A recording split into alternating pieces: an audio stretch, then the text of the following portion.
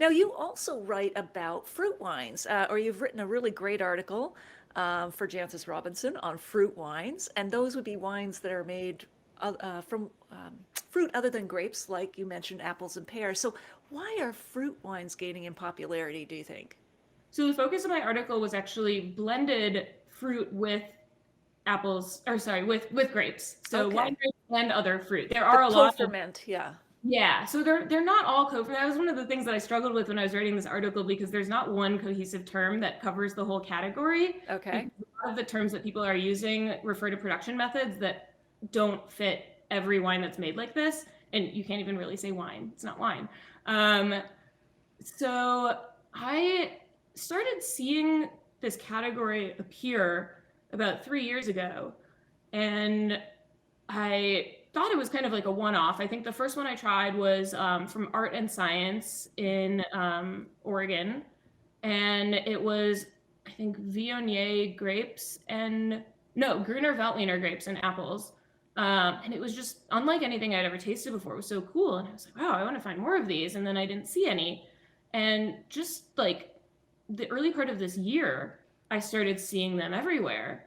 And there's there's a big natural wine scene here in the Bay Area, and some of the winemakers that I really like were starting to release these co-ferments, and I was like, this is interesting. Like, where is this coming from?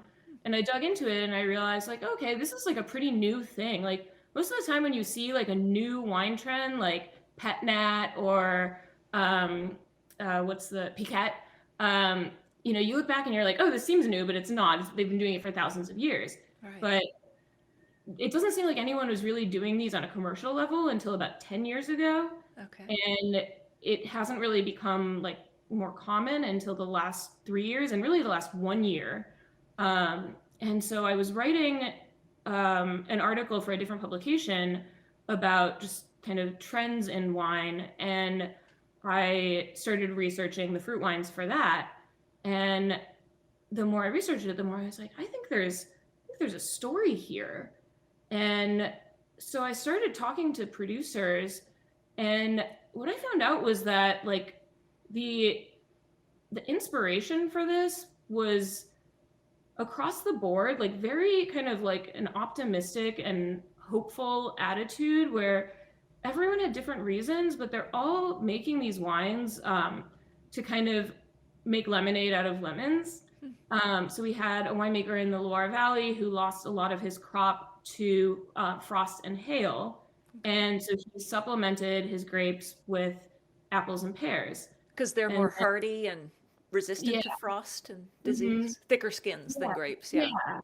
And then in California, so it turns out they're also more resistant to smoke taint. So we had winemakers who lost a lot of their crop, and they decided to use other types of fruit to supplement what little grapes they did have. Huh. And then there were some other producers who were doing it out of a spirit of collaboration with their friends. It's like, hey, I'm making wine, my friend is making cider. Let's get together and, see what we can come up with, Right. which I think is just a really cool thing about the natural wine movement, that it is so collaborative and it's such a community. I think a lot more than you see in mainstream wine with bigger brands. And then there was Steve Mathiasen in Napa. He and his wife Jill, they grow a lot of other fruit on their property, and they have these really special heirloom peaches that they normally sell to restaurants. And because restaurants were closed during COVID, they decided they actually already were making like a Sauterne style peach sweet wine, and they decided to co-ferment peaches and Chardonnay, and they made this incredible dry wine. Like when I read about it, I was like, oh, that sounds pretty good. And then I tasted it and I was like, wow, this is like, it's serious wine. So these are all dry, and they range from kind of like fun and juicy to really complex and possibly age worthy, but nobody really knows yet. And they're just like so likable. Like I've been pouring them for all my friends, and I haven't met anyone who didn't love them and ask where they could find more. And it's such a cool thing because all of these people took challenging situations and turned it into something really positive. And now, they're selling out like within days of getting released every time. People are, trying to produce more of it. They, they're also a really great kind of crossover beverage. I think we talk a lot about, like, in the wine industry, we ask, oh, like, wines like Barefoot that you buy at the supermarket, like, are those good gateway wines for people to get into more serious wines? And I don't think they are. I think that if you're drinking Barefoot, you're probably not going to make the jump to really high-end wines or natural wines. But I think if you're drinking beer or you're drinking cider and you just haven't really gotten into wine, but then your favorite cider maker does a blend of cider and grapes, then you might say, oh, well, maybe I want to check out, like, the other wines that the winemaker makes. Right. And so I think that, I think in order for something to be a gateway, I think it's more about, like, the philosophy behind how it's made. I think if you're drinking mass-produced wine, you're not going to be that interested in, like, an artisanal, like, handmade small batch wine. But if you're drinking other categories of beverages and then you say, oh, well, people are making wine with the same kind of intention and flavor profile of the beer that I like, then I think that's a much better way to bring people into the category. That's true.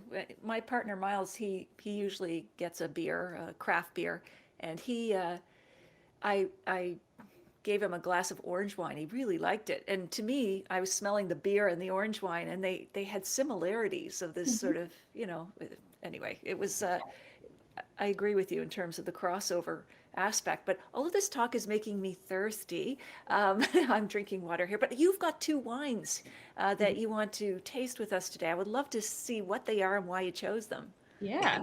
So the two wines that I have actually tie into topics we were just discussing. Perfect.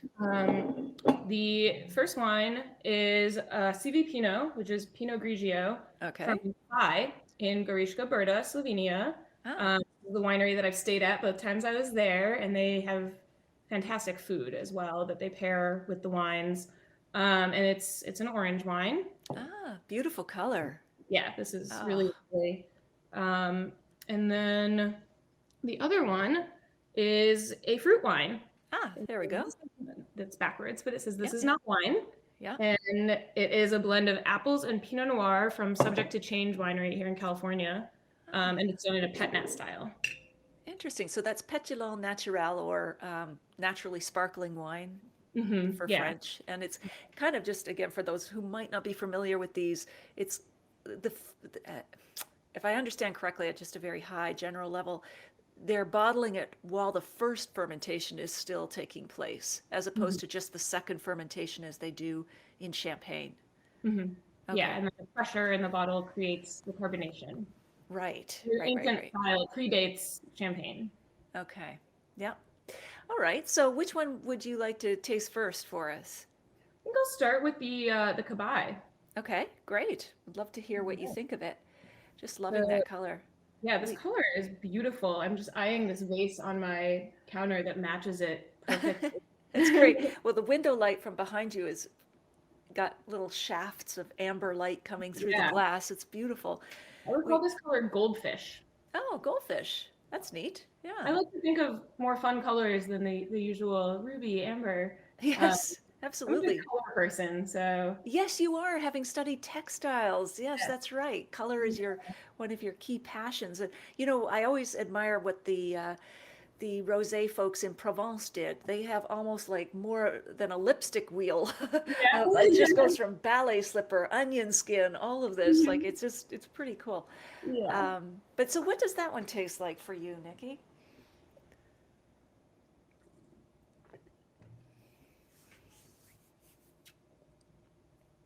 This one definitely has some oxidative qualities. They age these wines for a long time before they're released. Right. They're definitely going for that style. Yeah. It's a lot of like nutty, kind of like almost caramelized character, even though it's not sweet at all. Yeah. It's really savory. It's got kind of like a saltiness, sort of like Castelvetrano olive brine, which is one of my favorite things to taste in wine. I love wine that tastes like green olives. You definitely are a tolerant taster. I can't eat olives, so wow, it's definitely palate driven for sure. Yeah. I have to hold my breath when I walk in the grocery store, when I'm like walking beside olives. It's like it's so weird. It's so Well, weird. I'm not there with bananas, but just the peels. Oh, I can eat okay. the peel is nowhere near me. That's great. So what would you pair that wine with? Um, Something kind of hearty, but not like heavy meat. Right. Like polenta maybe would Mm, be really nice. Or like prosciutto and melon. yeah. Um, Definitely something that is savory, but with a little bit of brightness as well, because this is like a pretty intense orange wine. I would say like this is not an orange wine for beginners. Right. It's very, I think, I don't know the exact amount of skin contact that it gets, but it's longer than most. So it's pretty robust. So yeah, I would want to make sure that I had something pretty hearty with it, but not something super heavy, because then that would just weigh everything down. Right. The weights would be off. Mhm. Cool. So how about the fruit wine or the co-fermented fruit It wine? has the Pinot and what Pinot and was apples. apples. That's an interesting combination. Yeah. Um, This one is an interesting color. It's like yeah. strawberry jam. Strawberry It's jam. very Yes. it's very opaque. This is clearly unfiltered. That's actually pretty unusual for a wine this color. I can't see anything through it. Huh. Are there little floaty bits in there? I can't see any, but I think I had this bottle a few days ago, and I think there was a lot at the end of it. Okay. Yeah. Oh. Well, here in Canada, all, our four major wine producing regions produce wines from grapes, but all the rest produce wines from other fruits. So I'm gonna definitely see what they're up to there. I wonder if there's There any are some co-ferments. there are some producers in Canada who are doing Okay. co-ferment. Yeah. Do you know any of them off by I didn't get to name? try any. There's a list at the end of my article that Okay. has some of them. I think Revel might have been the biggest one in Okay. Ontario. Okay. Yep. Um, Great. this actually, I don't know if it's my power of suggestion, but now this is tasting like strawberry jam too. Yes. And I'm Does it getting taste sweet or is it still dry? dry, but it Dry. has, sometimes when a wine is really fruity, it has like Yep. the perception of sweetness, but it's not actually sweet. This definitely has that. It's got like a sour cherry jam and like rose petal notes, but kind of not quite like super fresh fruit. It's more like sort of like stewed, like a compote Yep. with like rhubarb and Oh, that sounds good. That sounds nice for summer. Might even serve it a really little good. chilled. Yeah. And Yeah, what you would would you definitely kill this. chill it? Yeah, okay, Mhm. good. And what would you serve it with? Like what food pairings might work with that one? Oh, I would.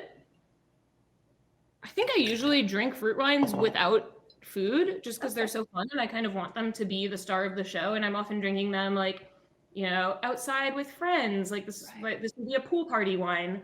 Aperitif. Um, Mhm. I would, like fruit salad. I think would Oh be yeah. really. I mean, it's a little on the nose, but I think that something so like bright and lively and refreshing needs to be paired with something equally refreshing. Yeah, that sounds good. You have two other things there to show us. One is a favorite wine book, so maybe you can let us know what that one is. So the book I mentioned earlier, Questions Ah, of Taste. questions of taste, but the Yeah, philosophy of wine and different, and they have to argue each question, both yeah. sides. Um, Okay. so I read this really, like I said, really early in my wine career, and it really, I don't think I realized it at the time, but it's really, when I look back, it's informed the way I think about and talk about and write about wine. Huh. I'm often writing kind of more like basic educational pieces, but what I really love to write about is like digging into the more theoretical side of wine. Why do we like what we like? Why do we think the way we think about it? And I think that this book was really what made me realize that I could even be asking these questions. And I've actually been meaning to reread it because it was so long ago that I read it, and I would love to kind of revisit some of the opinions that I had at the time. It's very it's very intellectual and kind of stimulating, and really just makes me think about wine in a different way than any other book I've ever read. That's great. I'm gonna definitely have to get that one. And then you have a favorite gadget, so to speak. What is your favorite wine tool or whatever? So I'm not much of a gadget person. I'm kind of a very old school analog person. So I don't really love all the technology that's, trying to like I was researching for an article recently. I had to look up different types of decanters, and there was one that was like an electronic decanter that like you put it on like a little stand and it decants the wine somehow in like 5 minutes, but it also like plays music and like it was like an iPod for wine. It just seemed like so over the top, and it's like, okay, you could get something for like $20 instead of $300 that does the same thing in 20 minutes instead of 10 minutes. Right. Is really worth it. But I just love this decanter because first of all, I really like the way it looks, which is important to me. But it also has this it does have a little aerating thing, but it's just little holes on the side. Okay. So it's not anything high tech, which I like. It just kind of gives the wine a little extra air as you're pouring it. But it doesn't make the slurpy noise or anything. And it also looks really cool when it's going into the bottle. And then it has this strainer here, which is great because I'm clumsy and I break corks a lot. So Right. Me really too. nice. Like you break the cork and you're just like, whatever. I'll just strain it out. It saves a lot of worry. And where did you get that decanter? Do you remember the brand? The brand is RBT Oh, on the RBT. internet. Oh, okay. Probably online. Yeah. What do you know what that stands for? RBT? I don't. No, that's okay. That's all right. Okay, I can't believe how time has flown. I want to share some photos that you have shared with me. Just let me get the screen going here. Window, here we go. And you can let me know if you see the photo. Yes. Yes, I love this one. It's so much fun. Tell us what's happening here. That was early COVID. My boyfriend and I were staying at his parents' house in Sebastopol. That's his mom, Susan, and his cousin, Alexandria, who was staying with us for a while. And we were really determined to make the best of the pandemic and trying to cheer ourselves up by having dress up nights and festive dinners. And one day we were getting ready for dinner and someone spilled a bunch of champagne and everyone was upset for a minute. And I said, hey guys, we don't want to cry over spilled champagne. Let's grab some straws and, don't let this go to waste. That's great. What good spirit. All right. And this is your boyfriend? Yes, that's Emmett. And you like to cook together? That's quite a spread. Yeah, that is like the foundation of our relationship. He is the first partner I've ever actually liked to cook with because we work very well together in the kitchen. It's like choreographed almost.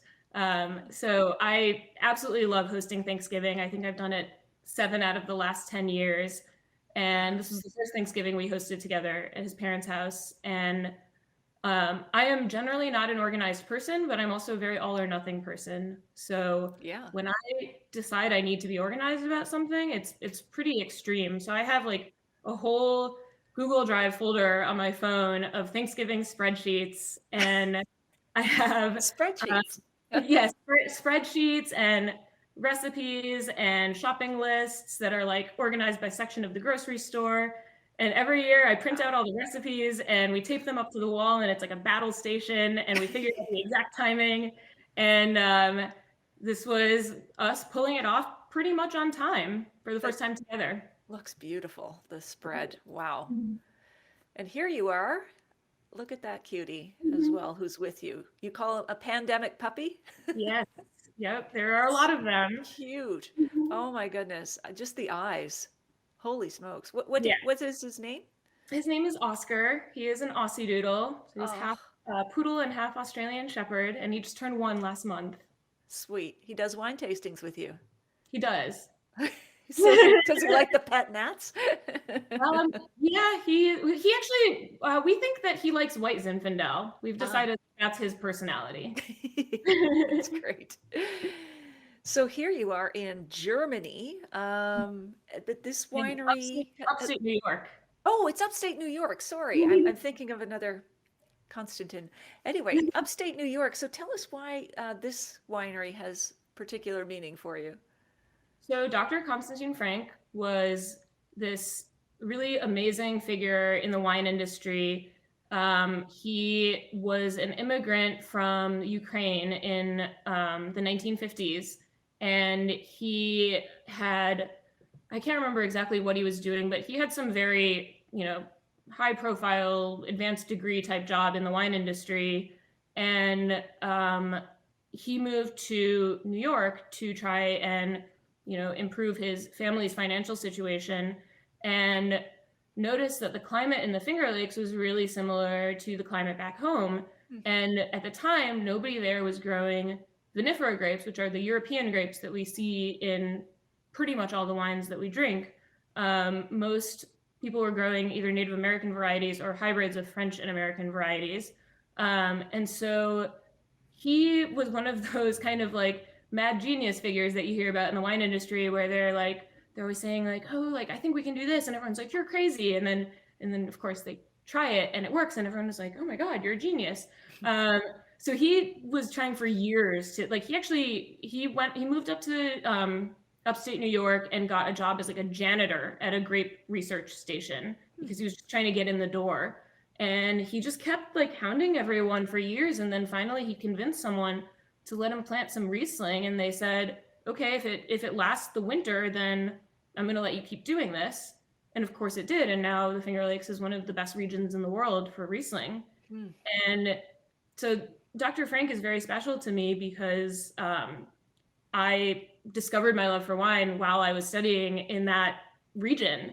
And I think that because I didn't go to school to study wine, it happened by accident. I think if I hadn't gone to school in that area, I think I would have eventually discovered wine, but my career probably would have taken a different path. Wow. Yeah, because Cornell is in Ithaca? Yeah. Okay. And so how far is that from the Finger Lakes region? It's in the Finger Lakes region. Oh, it's in the Finger Lakes. Okay. Clearly, I haven't been there yet, so I'm thinking I'm in Germany. So yeah, wow, cool story. Now, is this Austria? It is Austria. I shouldn't guess. I should just let you tell me. Okay. That is Austria. Where in Austria are you here? Somewhere along the Wachau River. I don't remember exactly where that was. That was on a press trip in 2019. Beautiful. Which was a really cool experience. Yeah. Awesome. And here? Napa. Oh, Napa. Great. That's maybe the third and last time as an adult that I've ridden a bike. Oh, why was it the last time? I mean, it's not the last, it's just the last so far. Okay. I thought there was a big accident or something. It's like, No. really, are you scarred? I will say, when they say it's just like riding a bike about something, that doesn't really make me feel confident because I have forgotten multiple times how to ride a bike. So it's not comforting to hear that. Well, especially after you've been sampling, so it makes it a little bit more challenging, the reflexes. This is a beautiful photo. Where are you here? That is Friuli, the part of Italy that is right near Slovenia. We were driving and saw this field of sunflowers and said, well, how can we not have a photo shoot here? Perfect for Instagram. That photo is square because it was on Instagram. This one's fun. Where are you here? Yeah, so I said when I do something, I do it 100%. So that's me relaxing 100%. That was up in, I think, Mendocino County. Okay. That's Greg. He's our pet unicorn. I guess he travels with you. A little bit far from the water, though. Oh, this is your arm, is it? That is my arm. Wow. That is, here you can see the real thing. I don't know how to get the angle. There you go. Yeah, that is a wine map of France. Cool. I never thought I would get a tattoo until my late 20s. And then I decided that I wanted a wine tattoo, but I didn't want a wine tattoo that anybody else had. Right. Because everyone in the wine industry who has a tattoo has, grapes or corkscrew. And I was like, if I'm going to get something on my body forever, I want it to be really original. And so it took me about a year to come up with that. And then I waited another year to make sure that I really wanted it. and have no regrets.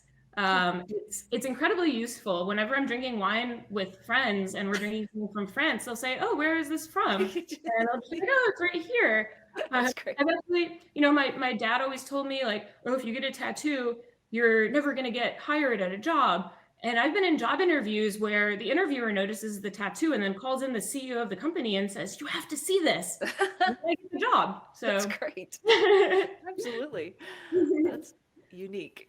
Like it. All right. Dunn Vineyards. That is a cult Napa Cabernet. Where are you here? that is at a restaurant called Vione in San Francisco, but we brought the bottle from home. That was a gift from a very generous friend. Yes. I do not drink a lot of Napa Cab, but when I do, I like it to be from the 80s or 90s. I think that the style of winemaking then was more in line with my palate, and also I love the flavors of really aged wine. Huh. So that was a really special bottle. Awesome. And this one, the Rare Wine Company Historic Madeira? Yeah, Madeira. Yeah, so I really love this particular style of Madeira called Cercial, and it's the driest style of Madeira, which is a fortified wine that's kind of similar to sherry. And I have had several incidents in restaurants where I've ordered a glass of Cercial and been given something else, and I said, "I don't think this is Cercial," and they said, "Oh, no, no, no, it is." And they make up all these excuses for why it is the thing that it isn't. And this was a couple of days after I'd had that experience for the first time, and I'd been given a different style of Madeira, and they didn't want to admit to me, but finally they were like, "Okay, yeah, it was what you said it was." And so I was like really frustrated. And then a few days later, we were at a different restaurant, and I saw that they had Cercial, and of course I ordered it, and I was very, very happy to receive the correct wine. That's great. And you, speaking of color and textiles, this is an article you wrote, but you did these illustrations too, didn't you? I did, yeah. Beautiful. I just love your Yeah. sense of color and the whimsicalness of these. Thanks. That's They're really fun to do. It's when I was a kid, I used to do art every day, and I don't really do it very much anymore. So I love when I get asked to write an article that I also get to illustrate, because it's a good excuse to get a little visual creativity in my life. Was this East Bay Edible? An magazine? edible eBay, yeah. Edible East Bay, okay. And there you are with one of your heroines, Yes. Jancis Robinson. Yeah. Probably the most starstruck I've ever been. Where were you guys here? Jancis was very much an inspiration for me in the beginning of my wine career and has remained that way throughout. So it was just such an honor to get to meet her and hear her speak, and then later be published by her. Where are you here? That is at the San Francisco Wine School. She came and did a seminar on the new edition of the World Atlas of Wine. Okay, terrific. And this is a fruit wine, I think. It's a fruit wine, yes. There you go. I think that is the last one I have here. Oh, no, we have a fun one at the end. What is this? That is Karaoke in Palm Springs. Karaoke is pretty much my favorite thing to do other than drink wine. Everyone who comes over to hang out at my house knows that if we have enough wine, it's probably going to turn into a karaoke night. That's great. Love it. Well, Nikki, this has been fabulous. Is there anything that we haven't covered that you'd like to mention as we wrap up? Yeah, I guess I just want to say, like I was talking earlier about, being intimidated by wine. If anyone takes anything away from my writing and what I have to say about wine, it's that wine really should be fun. And, if you're intimidated by it, just, experience it as much as you can and try and find ways to explore in a comfortable setting. Find a wine bar or a wine shop that you trust. Get to know the person who's selling you wine. And if you give them feedback on what you've enjoyed that they've recommended for you, then they're going to be able to do a much better job of recommending something to you next time. So it's really good to have just one place that you, at least while you're kind of starting out, it's good to have one place or one person that you trust to make recommendations. And, Me don't too. be afraid of being wrong. I love being wrong because it's an opportunity to learn something new. Sure. Uh, so that might come from like, getting a fact wrong, or it might come from me saying, "Oh, I hate Viognier. I've never liked a wine made from Viognier," and then someone gives me a Viognier that's delicious, and I'm like, "Oh, okay, cool. Like, there's some good Viognier out there. I get it." It's always an opportunity to learn and to grow. Yeah. Great attitude. Really well done. And where can we find you online, Nikki? You can find me on Instagram at instinctive drinking. Okay, great. Nice handle. Instinctive drinking. All right. Well, thank you so much, Nikki. I'm so Thank you. appreciative of the time you spent here chatting with us. Just a great conversation, lots of great stories and tips. So thank you so much and look forward to chatting with you again in the future. Guys. Okay, take care. Bye You for too. now. Bye.